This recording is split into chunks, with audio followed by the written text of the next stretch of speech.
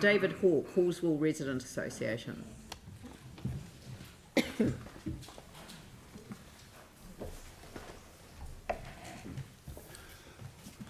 Okay, kia ora, and thank you very much for giving us the opportunity to speak to you today. So I'm Secretary of Halswell Residents Association, so normally I would have John Bennett, our chair, sitting next to me, but he's not able to be here today. So the particular statistic that's guided our thinking for a long time is the turnout in local body elections of 40%, which is totally unacceptable in our view. So this is just a broad brush sort of thing that sort of we pin a lot of our thinking along. And we also find a lot of people in our community have no idea how council works.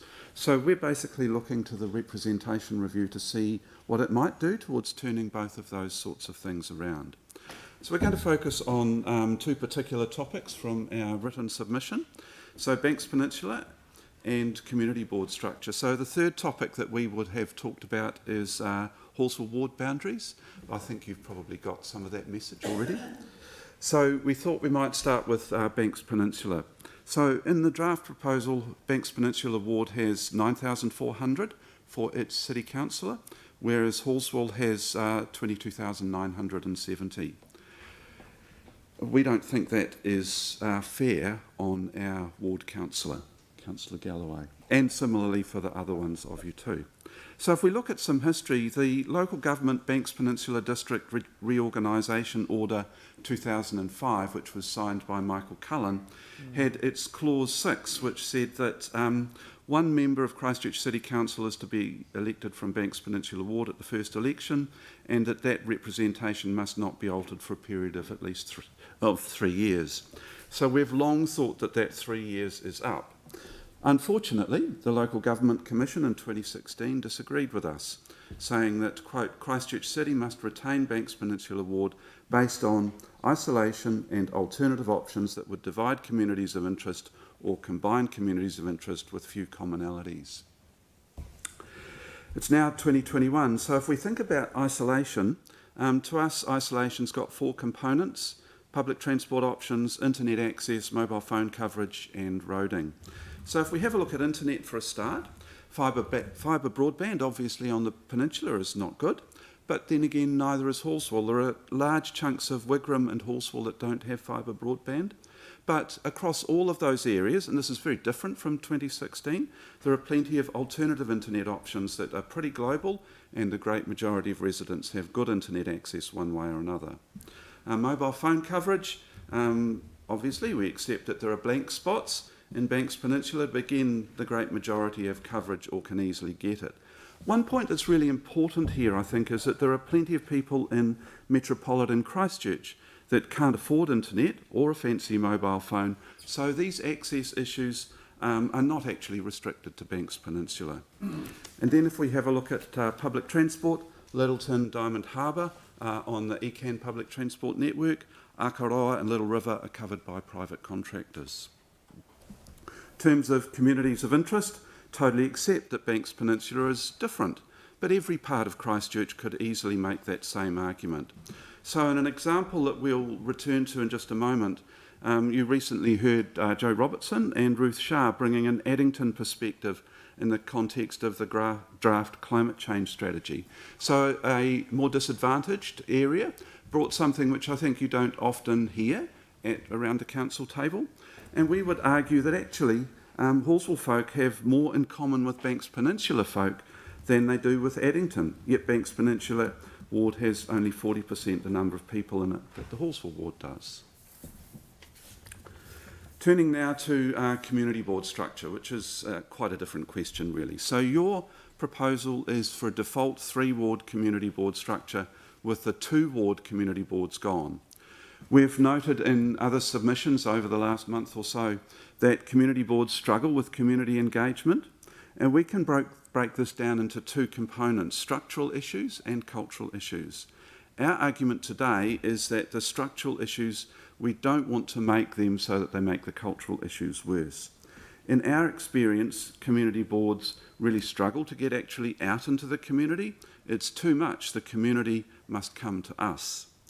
And we have an example to show you of the difference between a 2-ward and a 3-ward community board. It concerns Spraydon Cashmere and Halswell Hornby Riccarton. It's really important at this point to emphasise that this question is not about the elected members or about the chairs of the community boards. If you think of Mike Mora and Carolyn Potter, they're incredibly focused on their committees. We've got a 2-ward community board being able to demonstrate greater responsiveness. Last year, Spraydon Cashmere ran one of their regular meetings at Addington School. Agenda included the crossing of Brougham Street at Collins Street. It brought the school community, students and parents out to meet authority on locals' terms, and it was a huge success. Not only did locals get to meet their elected members, but Waka Kotahi and City Council traffic engineers went all soft and gooey, which is not our experience normally. And with that example, our community board then went out to Night Stream, a huge success. 15 people turned up versus 3 or 6 normally. So there's a picture of that in our submission. So obviously if you go along with our submission, you're going to have to go out to consultation all over again, but we think it'll be worth it. Kia ora. Unfortunately, we're now stuck in a process that requires us to now deliver to certain legal milestones. So going back out for another round of submissions on the subject this time round is not possible, but it is always possible up for the next council to do a representation review. You have to do them every 6 years, but you can do them every 3 years. So I would certainly recommend that we give some thought to that broader issue in that context. Has anyone got any questions about the submission itself? No? We're all good? Okay. Oh, Andrew. Thank you. So just reading a little bit further into your submission, is your suggestion, certainly taking the point that you're making about Banks Peninsula, that Banks Peninsula and Halswell should combine in some way, or that a part of the peninsula and Halswell should combine? No, I don't think that necessarily. I guess what we're saying is that the distinction in terms of communities of interest is not as strong as that justifies a separate Banks Peninsula ward. Whether Banks Peninsula got swung in to Halswell, well, I don't know. But that's, I guess what we're seeing is that inequity of the amount of representation that is given, and I understand this is your ward, but I mean the amount of representation that is given to that group of people as opposed to other people around the city. That's really our point, and our argument would be is that Banks Peninsula, it would actually, coming back to the Mayor's comment, it would involve redrawing the whole thing and starting all over again, but we think it's well past time that should have happened. It was considered, which was the legal requirement. It was considered, and in fact the recommendation put up by the council was to retain the ward. So it's been through a consideration every time the representation review's gone on, and we are considering it this time in the context of the proposal is that it remains, and the overwhelming weight of submissions is in favour of that. And what I'm hearing from you though is that there is a difference in terms of the representation for a councillor, but a councillor on either which side would pick up a vast amount of distance. And the representation, when you look at where representation sits in terms of remuneration, I know remuneration is not a driver of this, but a councillor is one amongst equals around the council table. In the community board area, they are based on the numbers they represent. So they are paid obviously considerably less than community board members in other districts, whereas the ability to represent way out on the far reaches would have to be done by a subset anyway. So, but it's a relative point. Anne and Sarah. Thank you. David, thank you for the consistent message that you give to us that we need to get better at engagement.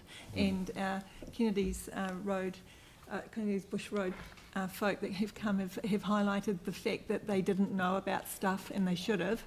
I'm just wondering, this isn't really what we're about, but it kind of is. How would we do it better? You've obviously done a lot of thought about this. Just quickly, a couple of things that we could have done better in this situation to make sure people like Sylvia and Paul and... But can we not do that right now? I mean, Okay. we're going to have to review the methodologies and processes for the future, but I'd rather focus on getting this representation review and the analysis of the the boundaries and the different ward configurations. So it is kind of relevant because unless we hear from people about what they think, we can't make the decision. Can we do that after the event though? Yeah. We're not going to go back out for another No, I engagement. understand that, but I think going forward next time we could do it better. Yeah. Sarah. Thanks so much, David. Getting to your point about the access that people have, or lack of access, both in the city as well as Banks Peninsula now. We hear sometimes from the residents, or quite a lot from the residents of Banks Peninsula, that city dwellers don't understand the rural environment and how different it is. But do you think that sometimes the rural residents don't understand how different communities within a city can be?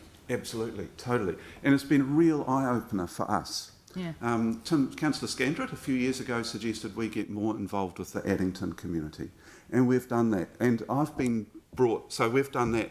Chair and I went along to Spraden Cashmere a few times and sat in on their meetings, and more lately we've got engaged with some of the folk in the Addington community, and they're people we've never met before, and a type of people, and their perspective is amazing, but we just don't get to hear it. Yeah. And absolutely, I think that